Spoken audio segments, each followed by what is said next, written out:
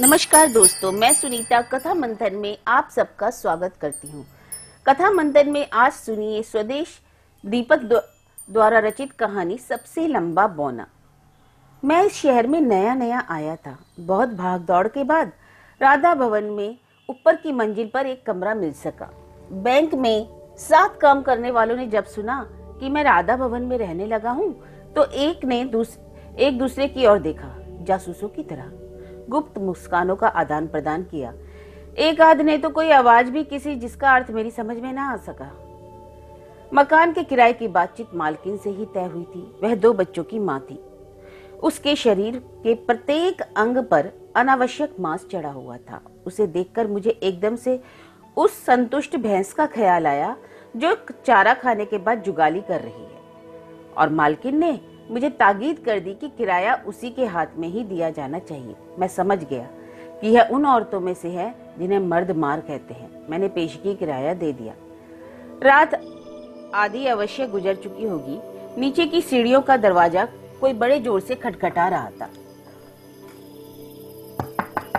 ऊपर और 3 किराएदार और खुद मकान मालिक भी रहते हैं। मैंने उठने की आवश्यकता ना समझी। जानता हूँ मुझसे इस समय कोई भी मिलने वाला नहीं आ सकता, और किसी के घर आया होगा खुद कोई ना कोई उठकर नीचे का दरवाजा खोल देगा। दरवाजे पर पिछले 10 मिनट से दस्तकें दी जा रही थी। अब तक तो मकान में रहने वाले सारे किराएदारों को उठ बैठना चाहिए था, नीचे जाना चाहिए था, लेकिन ऊपर का कोई भी दरवाजा खुलने की आवाज न आई। अब सीढ़ियों के दरवाजे पर बहुत जोरों से आवाजें आ रही थी और मुझे धड़ाक धड़ाक के शोर से अंदाज हो गया कि नीचे के दरवाजे पर किसी बड़े पत्थर से चोटें की जा रही हैं। मैं चारपाई से उठकर अपने कमरे के बाहर खड़ा हो गया। मकान मालकिन का दरवाजा खुला। उसके कपड़े अस्त व्यस्त थे, जिनमें से उसके बेडौल अंग बाहर झलक आए। उसके चेहरे पर असीम झुंझलाहट थी। वह झटके से सीढ़ियां उतर गई। दरवाजा खुला। उसकी मोटी आवाज ने एक गंदी सी गाली दी, जैसे कि इस प्रदेश की अनपढ़ औरतें बार बार बात बात में निकालती हैं। फिर कुछ झगड़े की आवाज आई और किसी को कमीज के कॉलरों से पकड़कर वह घसीटती हुई ऊपर ले आई। रात के अंधेरे में उसकी सूरत में ठीक से देख ना पाया। सोचा उसका आवारा किस्म का लड़का होगा। घर देर से आने पर उसे गालियां दे रही होगी, पीट रही होगी, और वह शायद प्रति रात्रि का सिलसिला होगा, इसलिए कोई भी किराएदार ना उठा और किसी ने दरवाजा ना खोला। सुबह अभी सोकर उठा भी ना था कि दरवाजे पर किसी के जोर जोर से पुकारने की आवाजें आने लगी। मैं एक झटके से उठ बैठा। इतनी भारी भरकम आवाज किसी आदमी की ही हो सकती है, यह सोचा भी ना था, और जब दरवाजे में खड़े आदमी को देखा तो हैरान रह गया। यह बौना है, एक लंबा बौना। कद किसी सूरत में 4 फुट से ऊपर ना था। बाल सैनिक ढंग से बहुत छोटे छोटे कटे हुए। एनकों के अंदर से उसकी बैल जैसी गोल गोल आंखें जैसे शीशे तोड़कर बाहर आने का संघर्ष कर रही थी।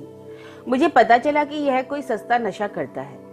उसने गिड़गिड़ाती आवाज में बताया कि वह मकान मालिक है और मुझसे किराए की मांग की। और जब मैंने उसे बताया कि किराया तो मैं मालकिन को दे चुका हूँ, तो सैनिक मुद्रा में तना हुआ उसका शरीर ढीला पड़ गया। उसके चेहरे के छोटे छोटे भागों में खिंचाव आ गया। अरे वह तो बड़ी गंदी औरत है साहब, सबसे पैसे खुद वसूल कर लेती है और मुझे जेब खर्च को भी कुछ नहीं देती और रोज मारती है। पर जनाब, मौके की बात है, जिस दिन मेरे हाथ चढ़ गई ना, बस फिर याद करेगी, याद दिला दूंगा बच्ची को।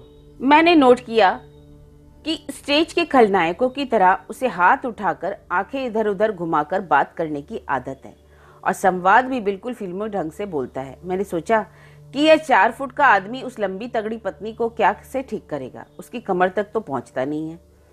तभी नीचे का दरवाजा खटका। गांव का दोधी दूध ऊपर ला रहा था। इसके चेहरे पर अपार घृणा तैर रही है। सोचा मालकिन दरवाजे पर आकर दूध लेगी, लेकिन नहीं, वह आदमी धड़ाके से अंदर चला गया। फिर मालकिन ने कमरे का दरवाजा बंद कर दिया और काफी देर तक अंदर से कह कहूं की आवाजें आती रही।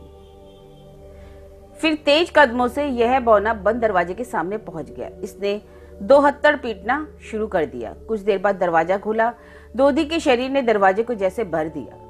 यह अपने दोनों छोटे छोटे हाथों से उछल उछल कर उसकी छाती पर मुक्के मार रहा था और दोधी लगातार हंसे जा रहा। फिर उसने बड़े हल्के हाथों से इसे परे धकेल दिया। इसका छोटा सा निर्बल शरीर इस धक्के से नीचे गिर गया और दोधी बड़ी विजयी मुस्कान से उछलता हुआ नीचे उतर गया। अब वह हाथ पैर पटक पटक कर बीवी को गालियां दिए जा रहा है, उन दोनों का खून करने की धमकियां दे रहा है। बीवी के माँ बाप, उसके सारे खानदान का बखान मोटी मोटी पंजाबी गालियों के माध्यम से कर रहा है। शायद वह हद से आगे बढ़ जाता। बीवी अंधड़ की तरह बाहर आती है, उसको हाथ से पकड़ती है और घसीटती हुई अंदर ले जाती है। दरवाजा बंद हो जाता है। अंदर से मार पिटाई और इसकी गालियां देती मोटी खलनायक आवाजें बहुत देर तक मेरे कानों में गूंजती रही और वातावरण में भी। बैंक में चाय पीते हुए खजांची ने इस लंबे बौने के बारे में बताया कि उसका बाप शहर का प्रसिद्ध व्यापारी था। जिस मोहल्ले में मैं किराए पर रहता हूँ वह सारा का सारा उनका था। पिता की मृत्यु के पश्चात लड़के ने एक एक करके सारे मकान बेच डाले, क्योंकि किसी प्रकार का कोई काम कर लेने का उसके लिए सवाल ही नहीं उठता था। पढ़ाई हुई नहीं थी, क्योंकि साथ पढ़ने वाले लड़के इसे बहुत छेड़ते थे और पीटते थे। बाप ने पैसे के बल पर इस लड़की से उसकी शादी करवा दी थी। आज तक इस बौने पर हर कोई हुक्म चलाता आया था, राज करता आया था, और शादी के बाद पहली बार कोई उसके हत्थे चढ़ा जो उसकी आज्ञा का पालन करता, बात मानता। मर्द की सारी पाशविक और निरंकुश प्रवृत्तियां जो 20 वर्ष तक दबी रही थी, शासित थी, किसी जंगली जानवर की तरह बंधन तोड़ाकर अपनी सारी कुरूपता के साथ उसमें प्रकट हो गई। और दुर्भाग्य से विवाह के कुछ महीनों बाद ही बाप की मृत्यु भी हो गई। अब तो उसे रोकने टोकने वाला कोई न था। बीवी को बात बात पर गालियां देना साधारण बात थी। सब मकानों का किराया वह खुद वसूल करता और नशे में धुत जब घर आता तो बीवी को बेतहाशा पीटता, क्योंकि उसके हाथ कदावर बीवी के चेहरे तक ना पहुंचते थे। इसलिए वह चारपाई पर खड़ा होकर उसके मुंह पर थप्पड़ मारा करता। विक्षिप्तों की तरह नाच नाच कर उसका मुंह और बाल नोचता। समय बीतने के साथ साथ उसके 2 बच्चे भी हुए, जो बाप की तरह बौने ही थे, और अपने जैसे बच्चे देखकर उसकी क्रूरता और अधिक बढ़ गई। नशा करने की लत इस हद तक बढ़ गई कि कई बार घर में खाने को भी कुछ ना बचता। मोहल्ले के सारे लोगों के आगे पत्नी ने जब रोना रोया तो सारे किराएदारों ने मिलकर निर्णय किया कि आगे से किराए के पैसे बीवी को ही दिया करेंगे। और एक दिन तो उसका अत्याचार सीमा लांघ गया। जब पत्नी को पीटते पीटते उसके नन्हे हाथ थक गए तो उसने पास ही पड़ी ईंट उठा ली। अपने बचाव की सहज प्रवृत्ति उस औरत में भी जागृत हो गई। उसने पति का हाथ धीरे से परे कर दिया। इस हल्के से धक्के से वह गिर पड़ा। अब स्त्री को पता चला कि वह ना तो निर्भय है और ना ही निर्बल। पति के जमीन से उठने से पहले ही उसने उसे बालों से पकड़ लिया और इतना मारा कि पति के नाक में से लहू निकलने लगा। और अगर आसपास के लोग ना छुड़ाते तो शायद उस समय वह उसकी जान ही ले लेती। और तब से उसके बुरे दिन आरंभ हो गए। पत्नी उससे प्रतिकार लेने के लिए तरह तरह के मर्दों से संबंध रखने लगी। पता नहीं अपने माँ बाप के प्रति, सारे संसार के प्रति उसके मन में कितनी घृणा होगी कि इस लंबे बौने को उसे अपना पति मानना पड़ रहा है। आज तक उसके साथ बाहर नहीं निकली। नई नई शादी हुई थी। दोनों कोई फिल्म देखने चले गए और वहां बैठे लोग सिर्फ इन्हें ही देखते। मन चले 3 घंटे इन पर आवाजें कसते। वह दिन और आज का दिन वह पति के साथ फिर कभी घर से बाहर नहीं निकली। अब मैं भी उनके रोज रोज के झगड़ों का अभ्यस्त हो गया हूँ। दूसरे किराएदारों की तरह बड़े तटस्थ भाव से सारी घटनाओं को देखता रहता हूँ। धीरे धीरे पता चला कि इस आदमी को प्रकृति ने बहुत कुछ दिया है। अक्सर मेरे पास आ बैठता है, कभी कभार 1 रुपया भी मांग लेता। मेरा विदेश से मंगाया ट्रांजिस्टर ठीक से नहीं चल रहा था। मैं नहाने गया, कमरे में लौटकर देखा तो सारा ट्रांजिस्टर खोले बैठा है और बड़ी लगन से उसने उसे ठीक भी किया। गुस्सा आया कहीं खराब ना कर दे, लेकिन नहीं, मात्र 1 घंटे में इसने ठीक कर दिया कि वह नई की तरह बजने लगा। मैं पिछली शाम बाजार दिखाकर आया था। दुकानदारों ने ठीक करने के लिए 20 रुपए मांगे थे और इसने मुझसे केवल 5 रुपए लिए। मैंने उससे कहा भी कि यह काम क्यों नहीं करते, थोड़े थोड़े पैसों के लिए बीवी के आगे हाथ पसारते हो। उसने दुनिया को मोटी मोटी गालियां देते हुए बताया कि लोग उससे काम करवा लेते हैं, बाद में या तो पैसे नहीं देते अथवा 1 रुपया पकड़ा देते हैं। अगर झगड़ा करता है तो धक्के मारकर निकाल देते हैं, पीट देते हैं, और वह किसी की दुकान पर काम करने से तो रहा। मैंने महसूस किया कि लगातार मिलने के कारण अब मैं उसे लंबे बौने के रूप में नहीं अपितु एक साधारण मानव की तरह लेता हूँ। उसकी बातों से पता चलता है जो ट्रेजेडी उसके साथ हुई है वही उसके बौने बच्चों से दोहराई जा रही है। वह भी स्कूल नहीं जा पाते क्योंकि साथ पढ़ने वाले बच्चे गालियां देते हैं, छेड़ते हैं, पीटते हैं, और बच्चे माँ बाप से गालियां सीख गए हैं और छोटे बड़ों पर इनका नी-धड़क प्रयोग करते रहते हैं। बाप की तरह माँ से पिटते रहते हैं। कहने वालों का ख्याल है कि बीवी किराए के पैसे बैंक में जमा कराती रहती है, कभी भी इसे छोड़ देगी। शायद इसी भय से वह उससे दबा रहता है। ऊपर एक नया किराएदार आ बसा है। 20-21 वर्ष का स्वस्थ लड़का किसी दफ्तर में क्लर्क है और बिल्कुल फिल्मी एक्टरों की तरह रंग बिरंगे कपड़े डालता है। चलते फिरते हर वक्त गाने गाता है। कसी हुई तंग पैंटों के अंदर से उसकी मोटी मोटी टांगे जैसे कपड़ा फाड़कर बाहर आने के लिए विद्रोह करती हैं। कुछ दिनों से मकान मालकिन के पास उसका आना जाना हो गया है। पहले वाले मर्द तो कुछ देर के लिए आते थे, वापस लौट जाते थे, लेकिन इसने तो उस घर में कब्जा कर लिया। रोटी वहीं खाता है, कपड़े वहीं धुलते हैं और रात होते ही सोने भी वहीं चला जाता है। इसने उससे उलझने की कोशिश की तो बिल्कुल फिल्मी नायक की तरह उसने अपनी बाहें चढ़ाई और उसे घुर कर देगा और फिर बुरी तरह पीट दिया। इसका शरीर कई जगह से सूज गया। सारा मोहल्ला इस अनाचार को देख रहा है। बीवी और नए किराएदार के विरुद्ध भी हो गया है, लेकिन इस कपटी औरत से कुछ कहने या उलझने का साहस कोई नहीं करता। कीचड़ में हाथ डालने से छींटे तो अपने ही ऊपर ना पड़ेंगे।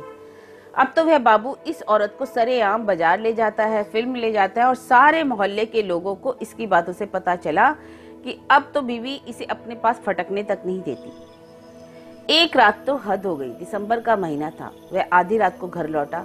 पहले तो बीवी ने बड़ी देर के बाद दरवाजा खोला, फिर जब उसने उस बाबू को अंदर देखा तो बिल्कुल बिफर गया। बीवी के लंबे बाल अचानक उसके हाथ में आ गए और वह उसे पीटती जा रही थी और यह अपने सारे वजन के साथ उसके बालों से लटक गया, एक तरह से झूल गया। बीवी की चीखें निकल गई और तभी वह बाबू बाहर आ जाता है, बीवी को इसके हाथों से छुड़ाता है। दोनों मिलकर उसे बेतहाशा पीटते हैं और वह बेहोश हो जाता है और तब दोनों अंदर से दरवाजा बंद कर देते हैं। वह किसी घायल कुत्ते की तरह आसमान की ओर मुंह उठाकर लगातार लंबी आवाज में रोए जा रहा है।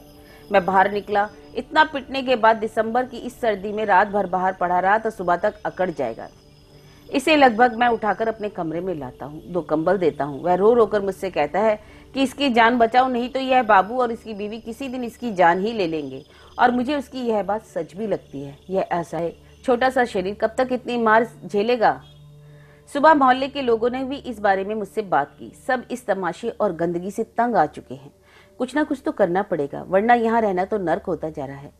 बैंक में स्थानीय थानेदार का हिसाब है। मुझसे उसकी अच्छी जान पहचान है। उसे सारा किस्सा सुनाया। उसने कानून की किसी धारा का नाम बताते हुए सूचना दी कि सारा मामला बहुत आसान है। अगर पति लिखकर शिकायत करे और मोहल्ले के कुछ लोग उसकी गवाही दें तो दोनों को पूछताछ के लिए पकड़ा जा सकता है। फिर उस औरत तथा बाबू की जमानत भी कौन देगा। थाने में रहेगी तो होश ठिकाने आ जाएंगे, सारी आशिकी भूल जाएगी। मैंने दिन में ही उसे बैंक में बुलाकर सब कुछ लिखा लिया तथा वह प्रार्थना पत्र थाने भिजवा दिया। शाम को तो जब सब लोग दफ्तर से आ बैठे तो थानेदार 2 सिपाहियों के साथ वहां आ गया। वे लोग मेरे कमरे में ही बैठे।